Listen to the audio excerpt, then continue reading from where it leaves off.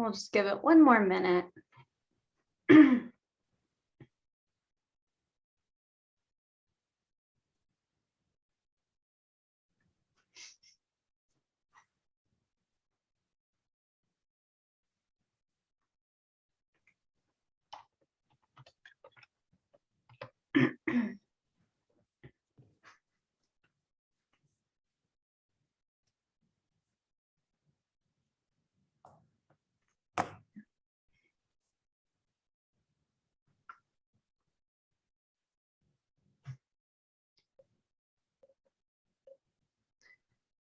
All right, everybody. Welcome to the University of New Mexico Law and Mental Health Didactic Series. This series is hosted by the University of New Mexico Department of Psychiatry and Behavioral Sciences and the New Mexico Behavioral Health Services Division. We're so glad to have you all here joining us today. My name is Julie Brovko. I'm an assistant clinical professor in the Department of Psychiatry and Behavioral Sciences. So next week, we have Dr. Virginia Barber-Rioja presenting mental health assessment in immigration court. So don't miss that. And so for our talk today, please remember, ask your questions in the Q&A anytime you feel comfortable. Just know we're not going to get to them until the end. As always, we try to get to as many of your questions as possible, but please forgive me ahead of time if we can't get to yours. For those of you who want your CEs but are on a tight schedule, you do have to stay for that full hour, but you don't have to stay longer than that. So I'll try to let you know when the hour has passed, but just know we'll probably be staying on longer to answer your questions. For those of you who want the CMEs, so the medical CEs, go to the chat box now. For those of you who want the APA or mental health CEs, that'll be the last 5 minutes of the talk today. We'll post a link to a survey. You want to complete the survey and then print it out, screenshot it, save it. We don't email copies of it. So it's your responsibility to get a copy of that yourself. We will be sending out the recording link for this talk in about a week. We will not be sending out the PowerPoint. So please make note of that. So I think that covers all the announcements for today. And now it's time for what we've all been waiting for. I'd like to introduce to you our speaker for today, Dr. Park Dietz.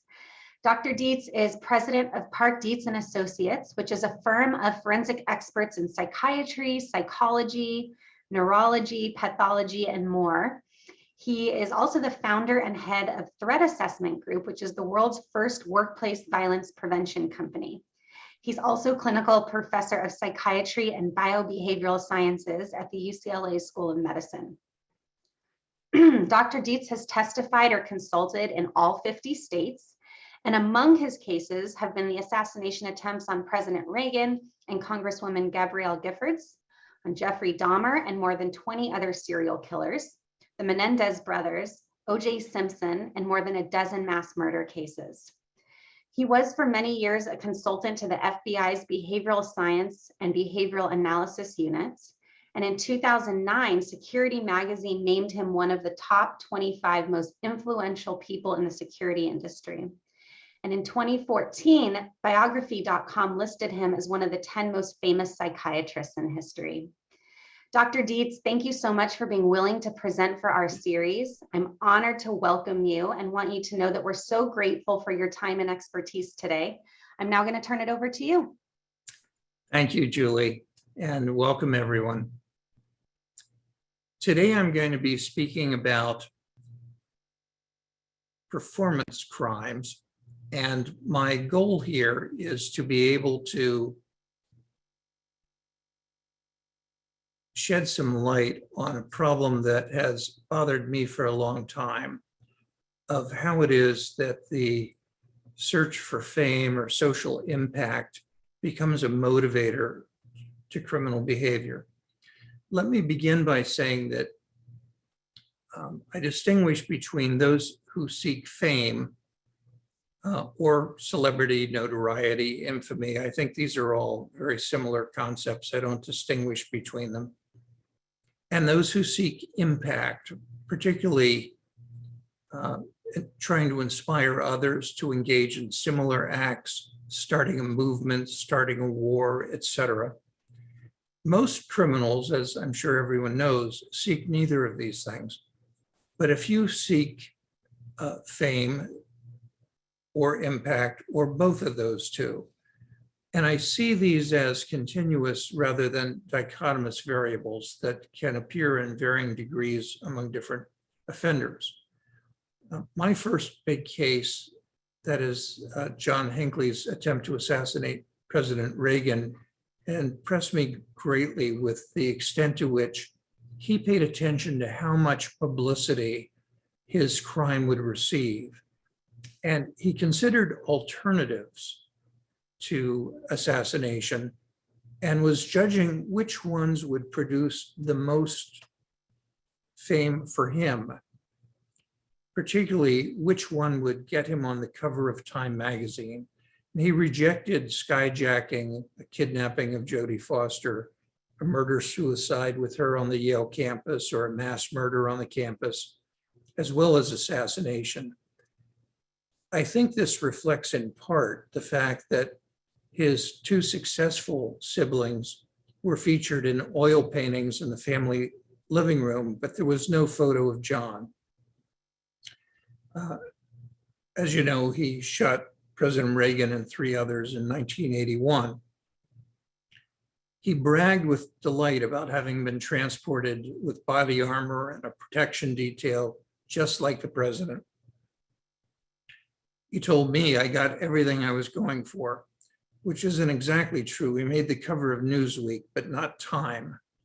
Now, he was high fame seeking, low impact seeking. He didn't seek to have any societal impact.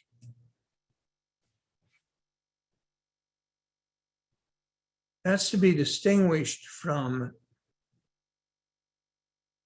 the Columbine killers, who had moderate impact seeking and moderate fame seeking. These were among their motives, but they weren't really struck with the idea that fame was the top goal or that impact was the top goal. So Eric Harris wrote that he and Dylan would haunt those who attributed their crimes to anyone or anything other than themselves. There was a bit of ideology involved, mostly against racism and hypermasculinity and the culture of the high school. There was some fantasy about fomenting a revolution. They watched the TV coverage during the crime, which was influential to subsequent efforts to deal with active shooters, so that it became standard police practice to cut television feeds to the building so that killers couldn't be looking at how much publicity they had and watching the police response. Now, their crimes inspired a large number of copycats and a massive fan base. There's a very active website devoted to their followers. Dylan Roof, who I think most of you are familiar with, had been led to his crime by a particular website that he found by Googling the phrase black on white crime. And that website had an enormous catalog of crimes in which Blacks had raped or killed or otherwise attacked whites. And the complaint was that all the attention goes to Black victims and not to white victims.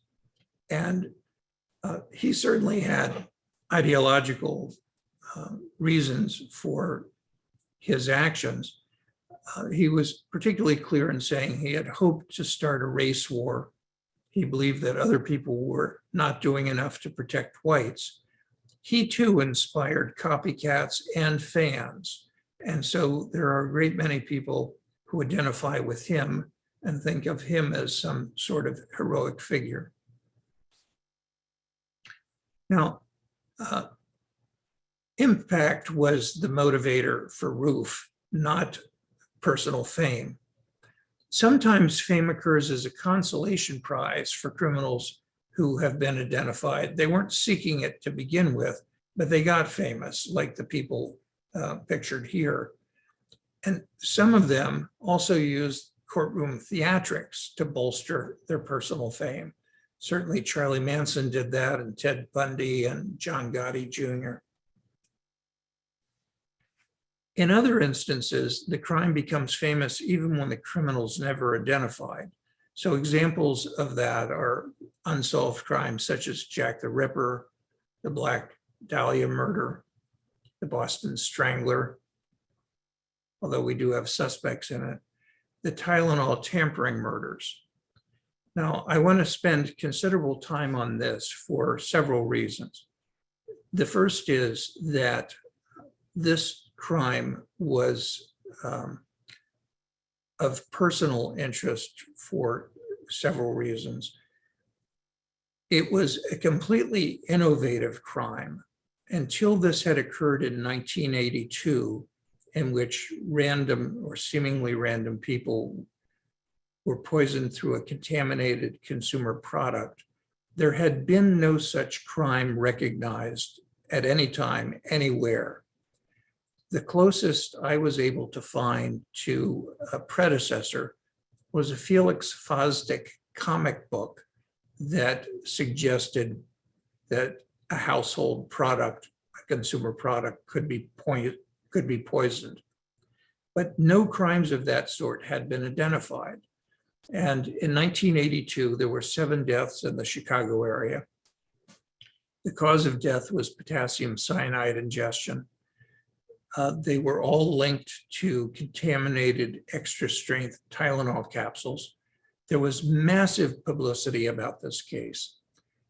Some of you may not even have been born yet, but it's actually been studied how much press was achieved. And this was the most highly publicized story in the world since the Kennedy assassination. And it retained that position until the O.J. Simpson case, which achieved even higher publicity. So everybody knew about the Tylenol poisoning who was alive at the time. The impact was enormous in that it caused a complete rethinking of how food, drug, and cosmetic products would be packaged. So the anti-tampering packaging materials that everyone is familiar with today arose very much because of this particular case. I was at the time a young academic who had been working with the FBI on various kinds of unsolved crimes. And as it happened, I had available to me teams of law students to research any topic I was interested in. And at the time, there was no internet, there was no Google, but there was something called LexisNexis that allowed one to search news databases. And I did exhaustive searches with the help of these students on all of the potentially relevant topics. As I say, I couldn't find any earlier examples of the same crime, but immediately after the Tylenol tampering, other crimes began occurring around the country.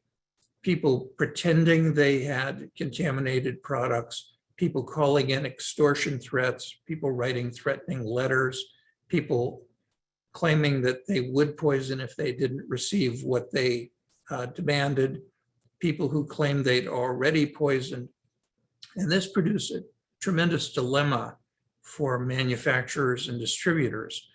And because I was known for some of the work I was doing with the Bureau and for some high-profile crimes, I began receiving calls from the food, drug, and cosmetic industries asking if I could help them make decisions about whether to remove products from the international distribution chain, just in regions, just in states, just from particular stores.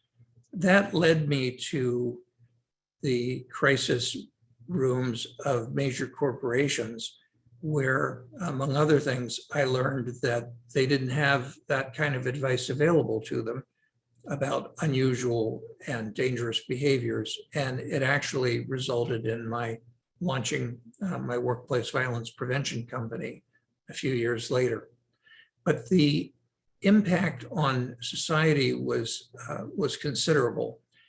And between 1982 and 1985, the number of these crimes increased such that by 1985, there were 3,500 per year. It has since faded, thankfully. We have some clues to why it faded. I was involved in efforts by a group called the Foundation for American Communications to change how the press covered these incidents so that they would not promote so many copycats. And that may have played a part in the successful diminution in the number of these crimes ever since. In the midst of the Tylenol publicity, there was an extortion attempt by a man named James Lewis. He had asked that money be delivered to a particular person or else there would be more tamperings. And he became a major suspect for the Tylenol murders. I've already told you about my personal interest. The investigation of this was massive. The lead agencies were in the Chicago area. The FBI became very involved, did lots of investigation nationally, but the case remained unsolved and Lewis remained the top suspect for many people.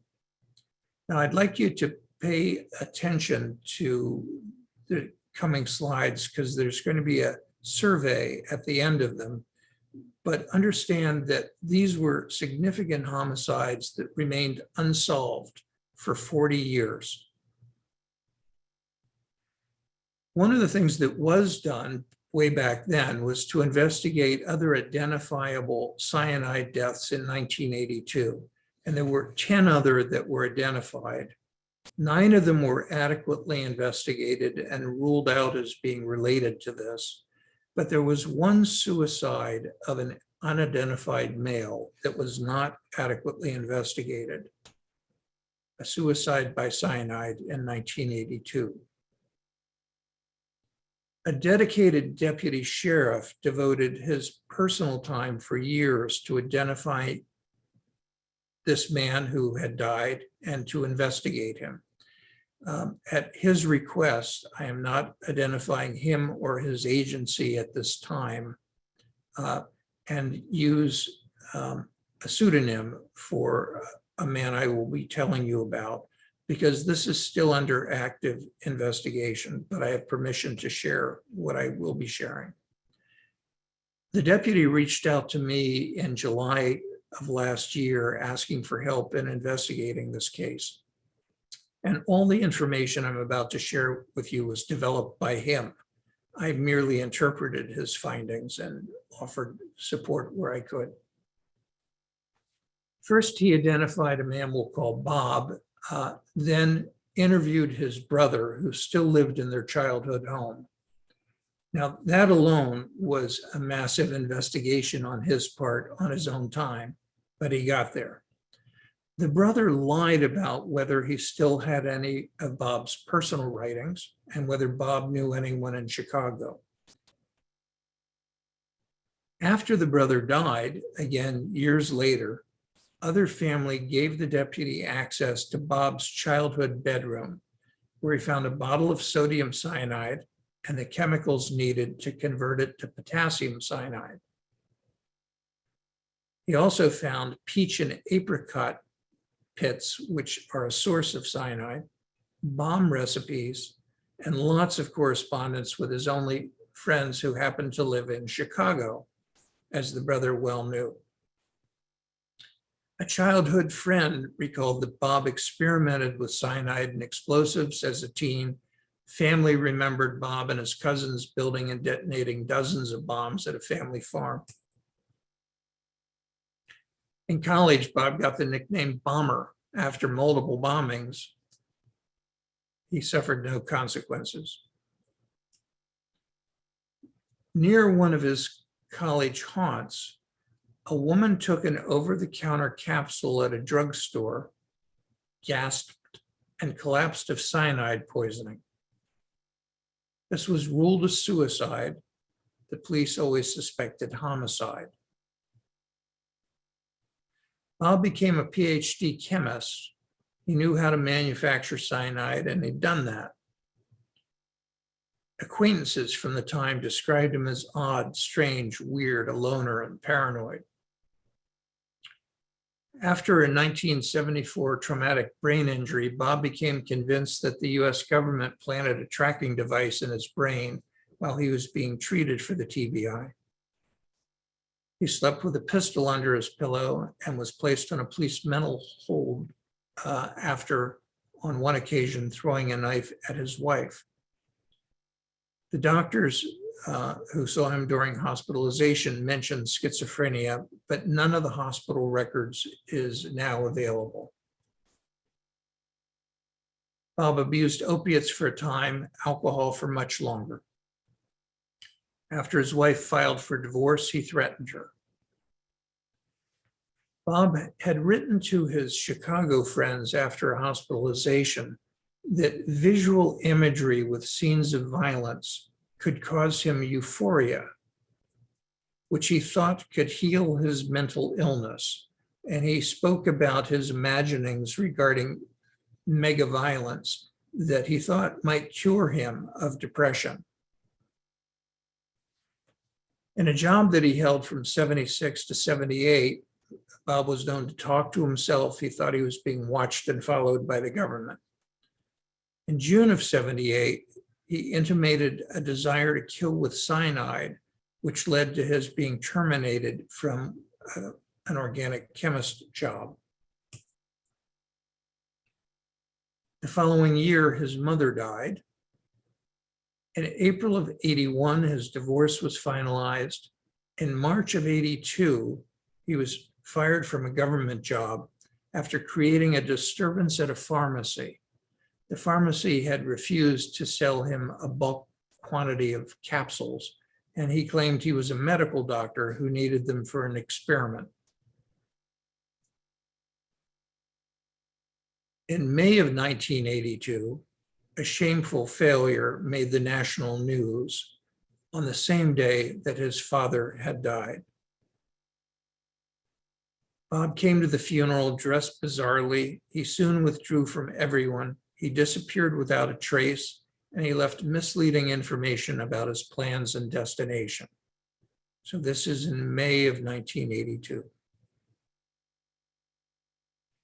Phone records show a gap in his phone calls for the 2 weeks before and 1 week after the tampered capsules were placed on store shelves. And there's no record of where Bob was during that time. Within 5 weeks of the Tylenol murders and at the height of the publicity, Bob's body was found in a distant state to which he had no connection, with dyed hair, no ID, and without the glasses that he needed to see. So he concealed very effectively his identity. He had a high blood alcohol, low lethal level of cyanide that was only detected because the coroner happened to be one of the humans capable of detecting the odor of burnt almonds. Not everyone has that capacity. So I'd now like to ask you 2 questions concerning this case.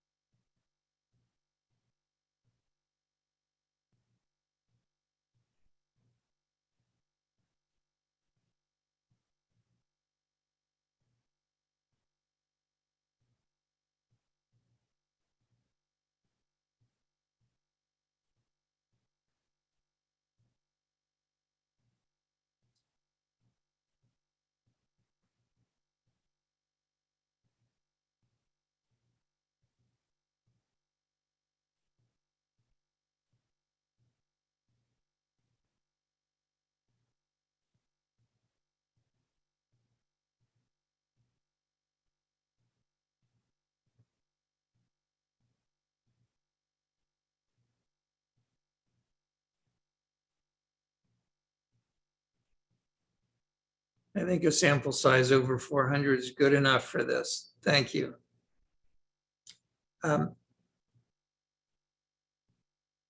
Hopefully everyone can now see the results that 6 people were convinced that Bob was the Tylenol murderer.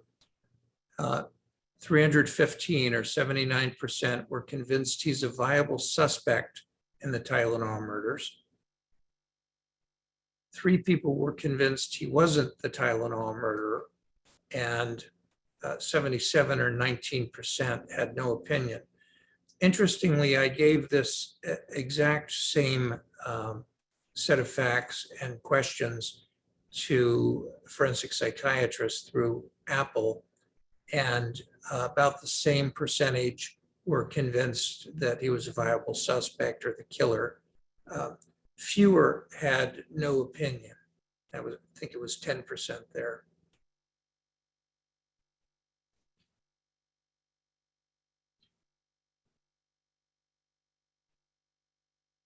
I think we can dispense with the poll question.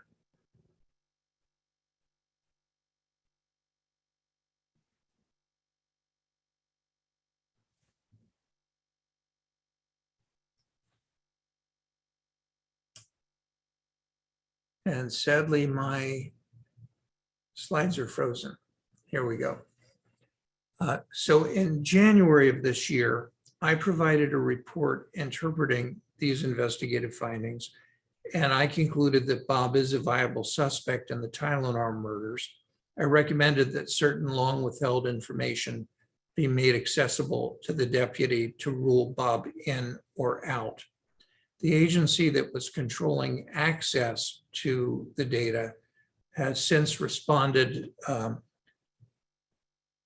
First, they promised access and didn't provide it.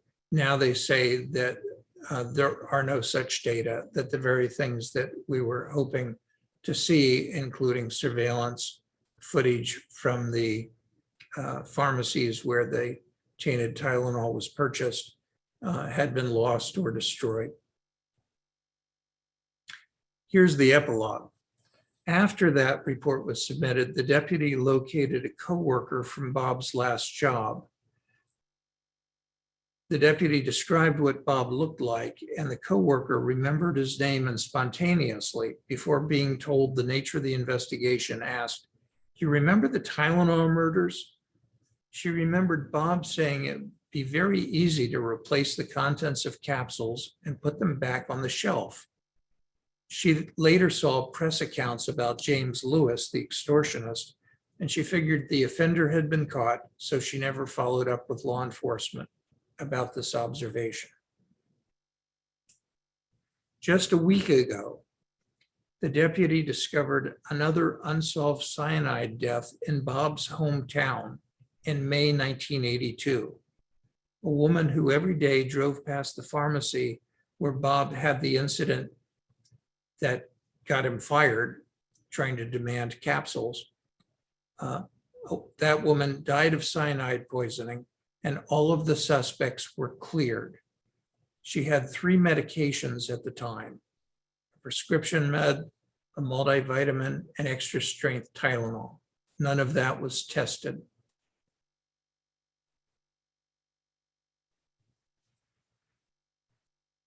You will probably hear more about that case in the within the next year. Some offenders have anonymous interactions with the press. Since the advent of news, there have been people relishing the attention that their crimes are given, and some of them interact with the press even before they're identified. Now, there are 2 different motives for their PR efforts. One is to bring attention to a cause, that is, seeking impact. The other is to taunt law enforcement. Before social media, this was achieved through letters and phone calls, and it was filtered by journalists. But that's, of course, changed today. George Metesky, the Mad Bomber, a case that a psychiatrist is credited with helping solve, planted at least 33 bombs, of which 22 exploded. all over New York City. He sent letters, notes, and postcards to the police, to the press, and to others. The Zodiac killer from the Bay Area mailed 4 cipher letters that contained Zodiac symbols to the press and claimed to have killed 37 people, though that's not what he was really suspected of having done. And he called in an anonymous report about a double murder that he's believed, of course, to have done. David Berkowitz, the so-called son of Sam, left a letter next to 2 of his victims. And in a letter to Jimmy Breslin, a widely read columnist, he described what he was doing and promised to write more and to do more crimes.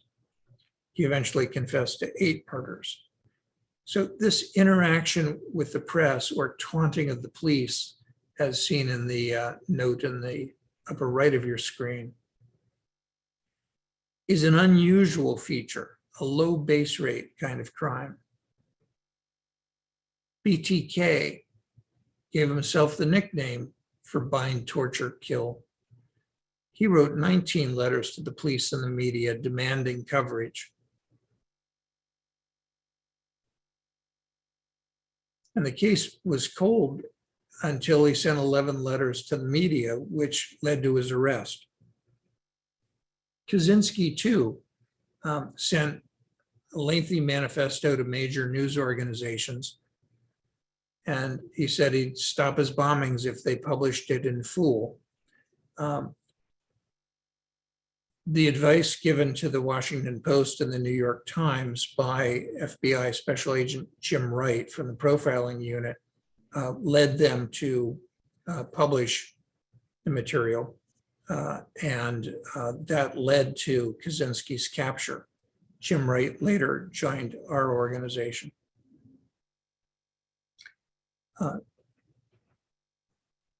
Many of you are not familiar with this case. It didn't achieve the same news, but the New York Zodiac left notes using the same astrological signs that the original Zodiac had used. He was clearly a copycat, and he sent letters to the police. The reason that case was solved is that an astute detective who was on the task force assigned to this case recognized the astrological symbol that Seda wrote in his written statement. And that led to his capture and his eventual prosecution in a number of ways. Eric Rudolph, who is best known for the Centennial Olympic Park bombing, also planted bombs at 2 abortion clinics and a lesbian nightclub. He had made 2 anonymous 911 calls to the Olympic Park bomb and sent anonymous letters. It actually confused the law enforcement agencies who were responding to this, including the FBI and state agencies and the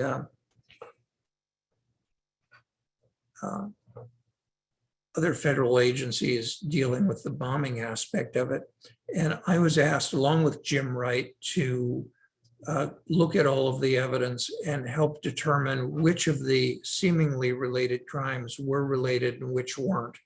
And we were able to link these particular crimes by bomb components and by the themes in writings, and to rule out other crimes as having been related to it. It was a massive manhunt. In fact, at one point, I was even down in the woods during the search for him. And he was eventually identified for this series of crimes. Now, the public's fascinated by celebrity criminals, and news media and the documentary filmmakers exploit this constantly. make a national spectacle of it, inspire all forms of media surrounding this. And those who've been rewarded for their crime with fame have, I believe, contributed to a proliferation of fame-seeking criminals. I think the biggest influence today in that is social media.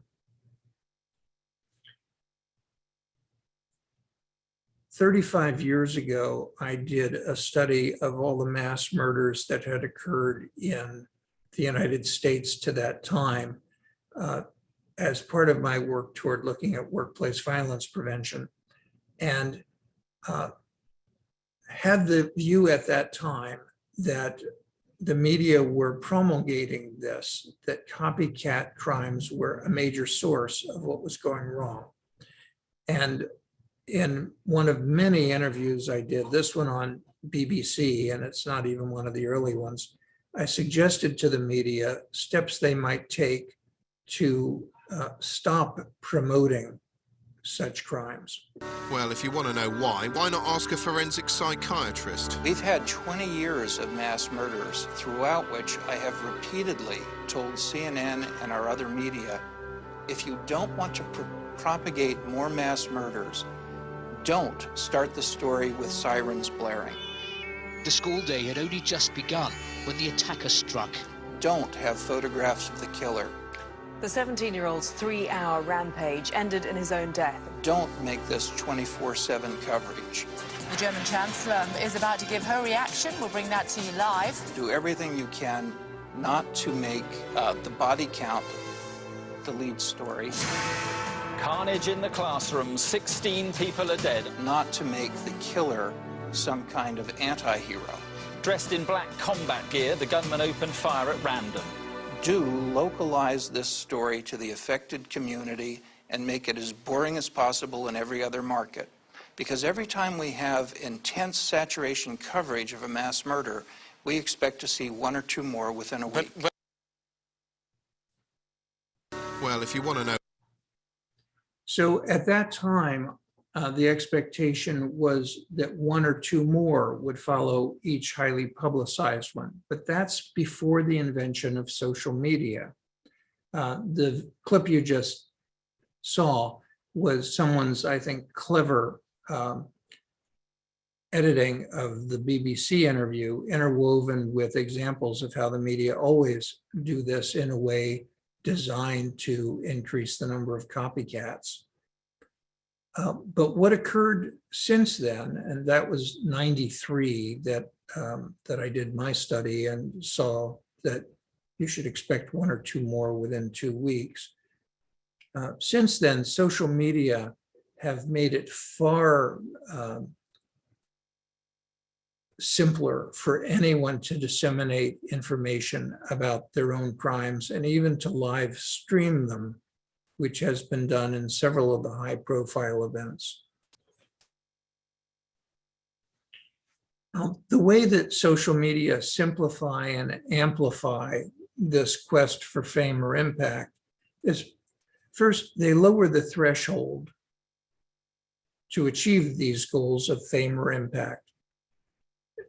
It can be done for little or no money. The killer doesn't have to be literate or have any coherence, and there are no standards of journalism, publishing, or decorum. You see, in the past, journalists would decide what would make it into print or in the news, and the incoherent didn't get through. Now, anyone, even the most incoherent or illiterate, can publish anything with no journalistic standards preventing it. The second issue is that they achieve positive reinforcement very quickly through likes, shares, and followers. And that sort of feedback encourages the vulnerable to commit their own crimes because they can get some of that feedback fairly easily too. Everyone's familiar with how ISIS used videos of their executions. in order to gain sympathizers around the world and recruit others to join the cause. They were probably the most successful in starting a movement of all the people who've tried to use the media to do this. Tsarnaev, the younger brother from the Boston Marathon bombings, showed off his bad boy image on social media. He was dropping hints about his radicalization through Instagram. He used a pseudonym for his postings in social media. He recommended jihadist writings. He wrote about his justification for his crimes while he was hiding from law enforcement. Here he is posing in front of a flag widely associated with ISIS. He posted this on Instagram. Elliot Rodger had emailed a lengthy manifesto to 34 people, including his therapist, before his attack. He posted YouTube videos about how he hated women for rejecting him. He was widely admired in the incel subculture after his attack. Nicholas Cruz also posted videos and pictures of himself buying and using guns and wearing tactical gear. He posted that he wanted to go out in a blaze of glory, killing as many as he could. And of course, he saw as one of his predecessors the Texas Tower Killer in 1966.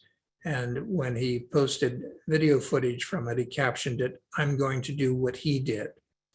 Now, that was actually the original observation that led me to worry about copycats.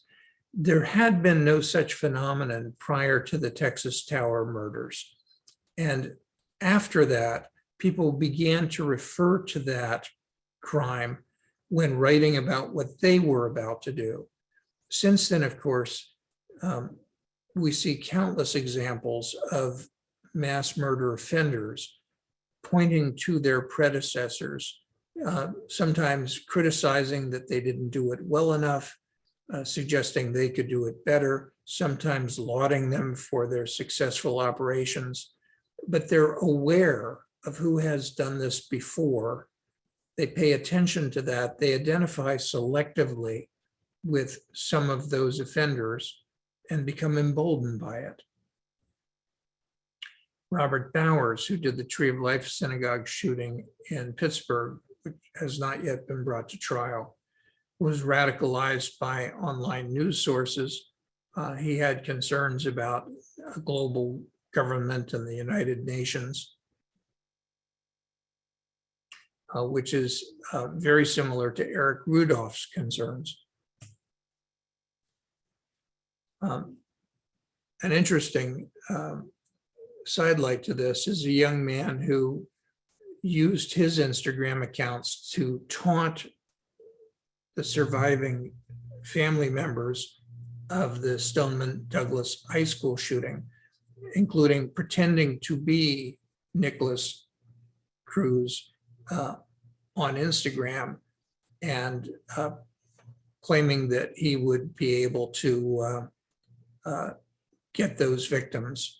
And he said things that were highly upsetting and perceived as threatening by those victims.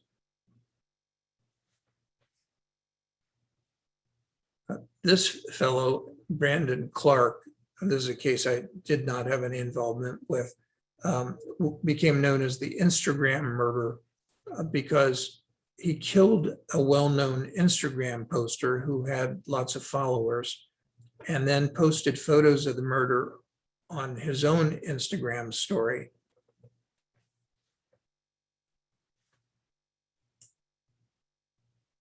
Patrick Crucius, who did the mass murder at Walmart in El Paso, posted a short manifesto on 8chan just prior to going into the Walmart. He idolized the New Zealand mosque shooter And one of the issues on Crucius's mind was immigration. And he saw some people as parasitic. So he too is looking at the predecessor of the New Zealand mosque shooter. Someone who got the name TikTok murderer, Zachary Latham, had posted videos of his encounters with neighbors that he didn't like. And he posted a video just a week before the killing in which he held a gun and commented, "This is how you handle neighbors." Allegedly, he lured his victim to his garage where he stabbed him as his wife filmed the stabbing. And this was Latham's effort to become TikTok famous. Now, my hypotheses are that social media are useful tools for criminals seeking to maximize personal fame and/or societal impact.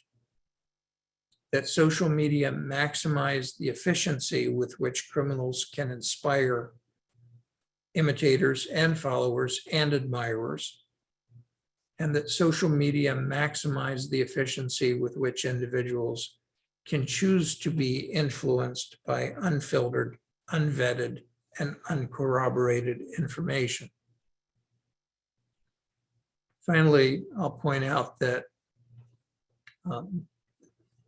it would be of great interest to know whether social media have influenced per capita rates of mass murder, mass shootings, serial bombings, serial arson, crimes against the police, hate crimes, or other low base rate crimes. I certainly believe they have. I think the recent publicity since the Buffalo mass murders, both on conventional media and in social media, will show that the rate increased dramatically in the very recent past, and that this is related, in my view, to the coverage. Then the policy question is, should society devise policies that hold all media, both legacy media and social media, accountable for the foreseeable harm caused by the negligent dissemination of dangerous information or the negligent framing of information in dangerous ways? And with that, I will open this up to questioning. Thank you so much. All right, our first question: is seeking fame inherent to being a psychopath? I don't think so. I would not regard that as a psychopathic quality. I would regard it as a narcissistic quality. But I think it's a pretty attenuated relationship to psychopathy as a whole. Do you think that seeking fame correlated with the degree of violence and harm?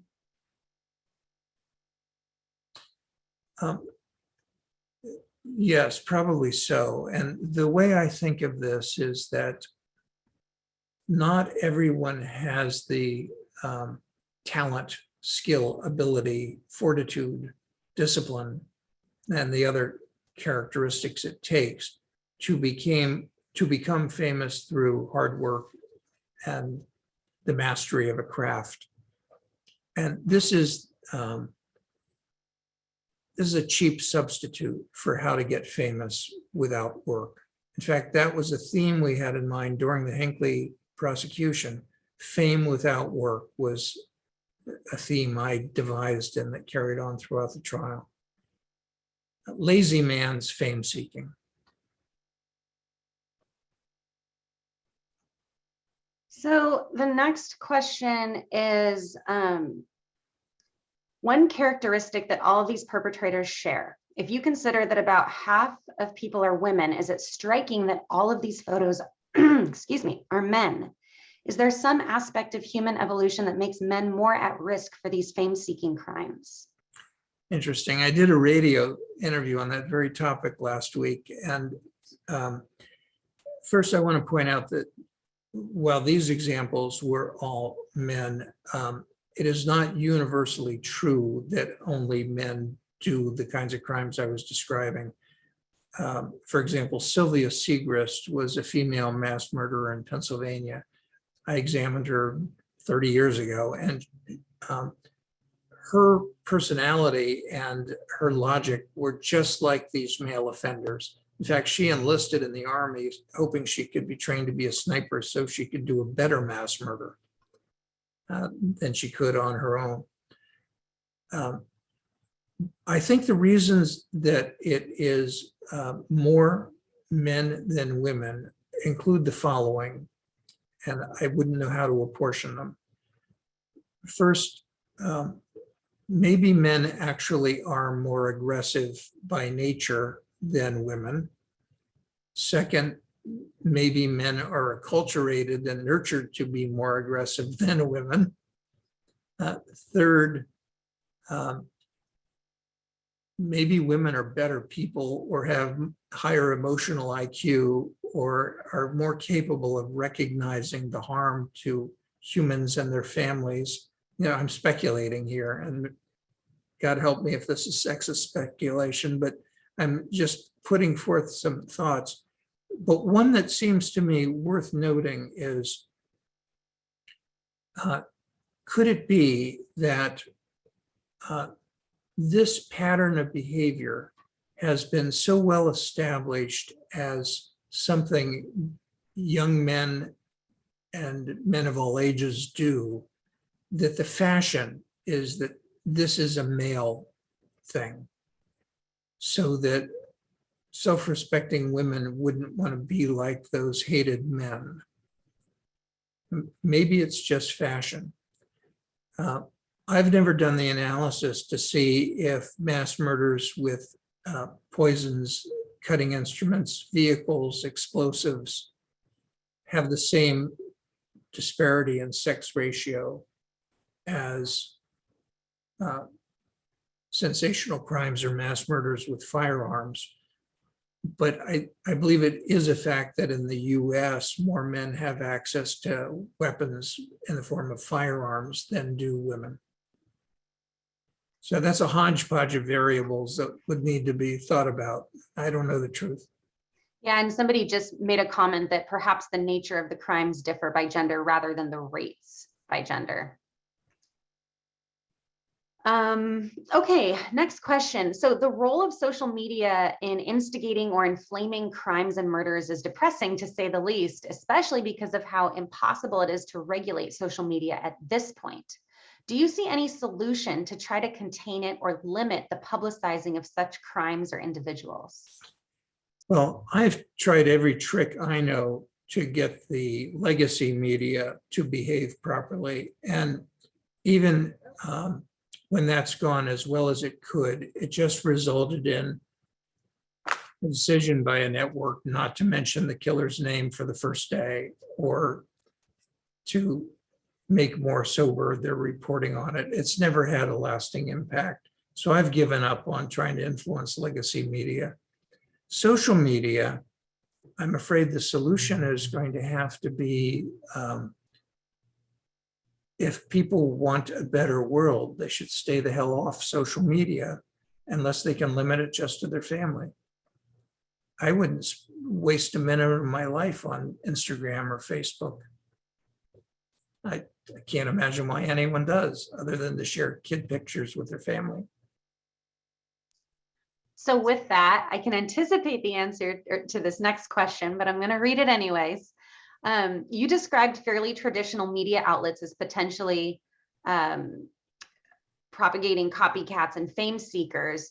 Do you have particular concerns with the recent rise of more fringe social media outlets that cater primarily to a particular group who consider other social media sites as too censored? I think all social media sites run the risk of putting people in an echo chamber in which they are not exposed to dissenting opinions, and that the suppression of dissenting opinions and civil discourse that I associate with all social media is a destructive force for civil society and civilization. Do you think that social media should be held accountable for spreading false information that causes violence? Well, that's the policy question I floated. Should we hold any media accountable for the effects they achieve? Now, I would say that disinformation is not the most dangerous thing that they disseminate. That dangerous information is a better concept, because who's to judge what is disinformation? Certainly not the moderators who are being paid minimum wage in slave-based economies to try to moderate social media. I don't know how many people realize where the moderation is done, but it's not done by well-paid people in the richest nations. And the judgment to declare something disinformation is consequential. So I'd want to know who's making those judgments. But dangerous information is another issue. In fact, my first article on this topic was called Dangerous Information, Poisoning and Tampering Advice in How to Commit Crime Manuals, something of the sort. And it reviewed a bunch of underground books that were telling people, how do you build bombs? How do you make poisons? How do you improvise weapons? How do you kill people? That seemed to me to be dangerous information. And if something were going to be suppressed or held accountable, I'd start there rather than someone's idea of disinformation. Hey, Julie, real quick before we continue, I just want to let everybody know that we seem to be having the same REDCap server error that we had a few weeks ago. So please do not use the Q&A to let us know about this. I will send everybody a CE link who attended today later this afternoon. So please do not fret, and thanks so much. Thank you, Alex. Okay, next question. Many in the media and certain political groups immediately label all criminals who commit these types of crimes as mentally ill. Overall, how do you see these types of high profile or attention-seeking killers? Or I'm sorry, how often do you see these types of high profile or attention-seeking killers as mentally ill? So I've had the opportunity to interview quite a few of these, including many of the people who were just in this presentation. And I would have to say that while the proportion who are legally insane is small, not zero, but small, the proportion who have a diagnosable mental disorder is high. And those disorders have included, without limitation, schizophreniform disorders and mood disorders and autism spectrum disorders and gender identity disorders and more. So depends on what one means by mental illness, but there is, I think, clearly more mental disorder in this group of offenders than in the general population or the average prison or jail population.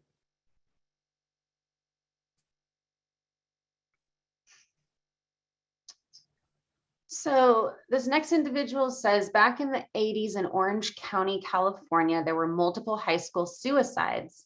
And the director of Orange County Mental Health went to the local newspaper and presented the case that these were copycat suicides that were escalated by newspaper coverage, which was the social media of the 80s. They stopped reporting suicides and the copycats stopped, and high school suicide rates dropped. This person's commenting that maybe the same principle is applying to the school shootings, and I'm curious about your thoughts on that. I could not agree more. And let me add to it that there is a substantial body of research on this issue, some of it done by a man named Phillips, who used to be in San Diego. It may have been Phillips or someone else who first noted that in the 70s, the editors of the newspapers in Vienna, Austria, got together when they realized that their publicity about people jumping in front of subway cars and getting killed as a form of suicide seemed to be sparking more of them. And what they resolved to do is to put suicide coverage below the fold or farther back in the paper, and to change how they described it. That was the beginning, to my knowledge, of the journalistic ethical standard not to publicize suicides in a way that would result in more suicides. What the media pretend not to have heard for the many years I've been telling them is mass murder is suicide. This is the one form of suicide where they violate their own ethical code and promote the hell out of it.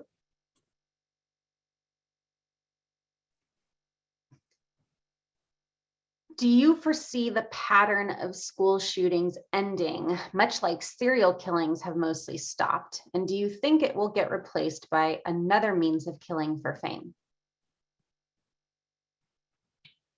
Well, I don't think we should feel too secure that serial killings have stopped or have mostly stopped. It could well be that the proliferation of true crime shows and the dissemination of information on how to not get caught and punished for your crime has made more serial killers successful at evading detection. I don't think we really know the answer to that. Whether mass murder fashions could change, very hard to say.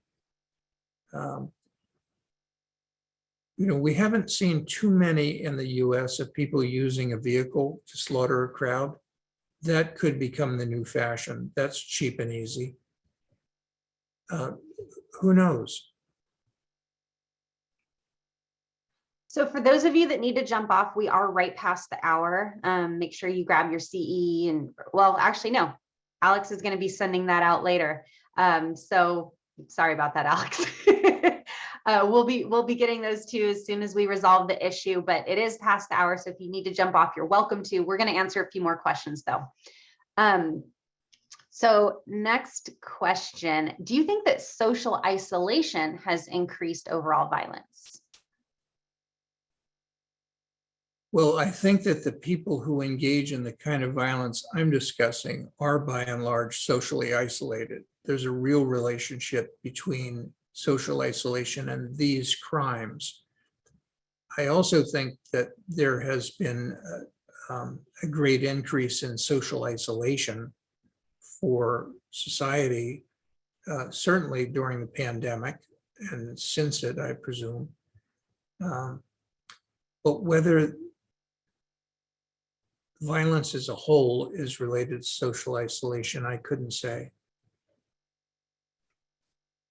And you mentioned a lot about true crime. Do you think that these shows and podcasts that glorify murderers may contribute to copycats? I worry about that. I don't know. I'll tell you the one thing that gives me some comfort about it. From every standpoint that I know any data on, the viewership of everything from detective magazines to true crime shows to crime documentaries is largely a lower risk group of females. So what recommendations do you have for how to intervene with somebody that's posting threats or having concerning behavior on social media to help prevent them from escalating to mass violence? So here's what I do know with certainty. Within an organization that has the capacity to respond promptly and thoughtfully, it is completely possible to identify people at risk and to take steps to make sure no one gets hurt. We've been doing that for 35 years with enormous success for the one group that I ever found willing to do what I told them to do, which was corporations. I think it is much more difficult in anything other than the American corporate world to get control of whether people can enter or exit, how we separate people from the family or organization or community, how we assemble information observed by disparate observers, and how we have a trusted, well-trained group of people to intervene when someone may be at risk. This is fraught with danger. And even if there were to be a very good job done of, say, the red flag laws that are being promoted and popularized today, the concern is arbitrariness in reporting, under-reporting, and inadequacies among those who decide when someone is dangerous, how long they're dangerous, what to do about the dangerous. So I think there are a lot of risks right now that the politicians don't completely envision. Everyone in this call probably knows the difficulty of making violence risk assessments, even when you have all the clinical data in hand. When you are lacking most of the data and most of the knowledge and most of the judgment, it's even worse.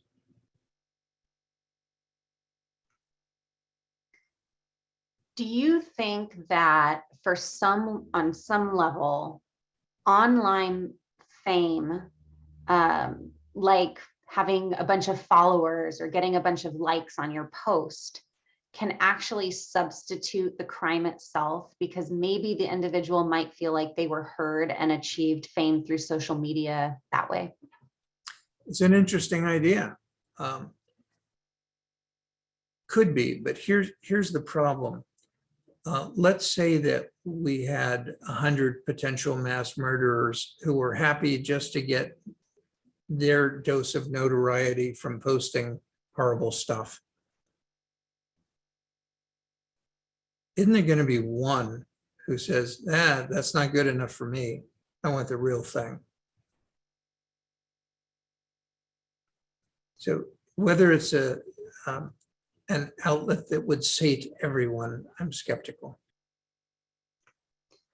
Do you think that the work that is being done on corporate workplace violence prevention could translate to school or educational settings? Well, let me tell you my own experience with this. I tried that. You would not believe the stories of how I have tried to deal with this. It was before Columbine, I believe, when the 8 biggest studios in Hollywood came to me and said they were ready to do something about school violence and would I help them? And I spent an entire summer designing a program and getting my clients to volunteer to reproduce and distribute videos. That was the technology at the time. I think it was around Columbine. To send this program free to every high school in America. And we were going to have celebrities, and we were starting to think about who would take which roles, speak to administrators, to teachers, to parents, to the students themselves, to get the word out about what behaviors need to be reported in order to help your friends, your kids, your students, and teaching administrators how they should respond.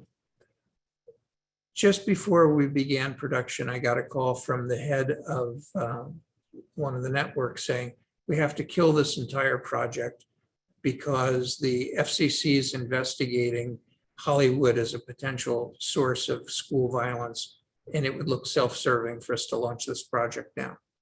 So they killed it. That was one of half a dozen efforts to apply what works in corporations to schools. The usual problem when we deal directly with the educators is they think they know everything. They like to have large committees make decisions rather than smart people who know what they're doing make decisions. They don't have the flexibility to do the right thing. They feel like they have to treat everyone the same way. So they care more about consistency than safety. Often they care more about fairness than safety. It's frustrating. I know it could all work, but it would require their being told, you have to do this. This is how you do it. It's not a democratic process. We don't let people do it the wrong way and get people killed. This next individual is curious about your opinion about red flag laws. And also, if you could just give a one-sentence description of what those are for people that don't know. So the current usage of the term red flag law is a kind of, it's a means of declaring someone dangerous so as to remove firearms from them for at least a period of time. It's sometimes referred to as gun violence restraining orders. And it's a political football right now. I think that the idea is inherently appealing, that dangerous people could be recognized in the community by parents, by teachers, by neighbors, that reports of what's thought to be dangerous behavior could be brought to law enforcement, who would have the authority to temporarily remove firearms from those thought dangerous. The problems arising from it include false reports, a giant problem with underreporting unless there were specific training on what should be reported. There'd be lots of false positives. And there are concerns about whether this would violate due process to seize property from people who've not even been charged with a crime, much less convicted of a crime. So you can understand why there's tremendous political wrangling over this. Appealing as the idea is, I'm very skeptical about it being implemented in a wise and constitutional manner.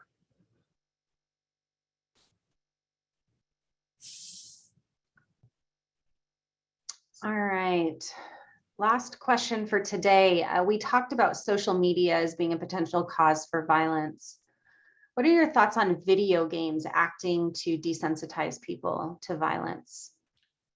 It certainly seems likely that first-person shooter games in which one acts the mass murderer again and again and again all night long and all night the next night too, as so many kids do, would make that behavior seem less repulsive, less abhorrent, less aversive, maybe even more appealing as your points mount on the game. And yet I don't know of evidence that video game playing increases aggressive behavior in the experimental settings where this has been looked at. I'm outdated on this. Maybe there's newer research. All right. Well, thank you so much. We really, really appreciate your time, and thank you for being here and sharing the hour with us. Everyone, we're going to log off in just a couple minutes. And like Alex had mentioned earlier, he'll be emailing everyone that was on today with the link, and we'll make sure we keep it open a little bit longer than normal so everyone can complete it. But Dr. Dietz, again, thank you so much. Thanks for inviting me. Have a great day. Bye-bye. Bye.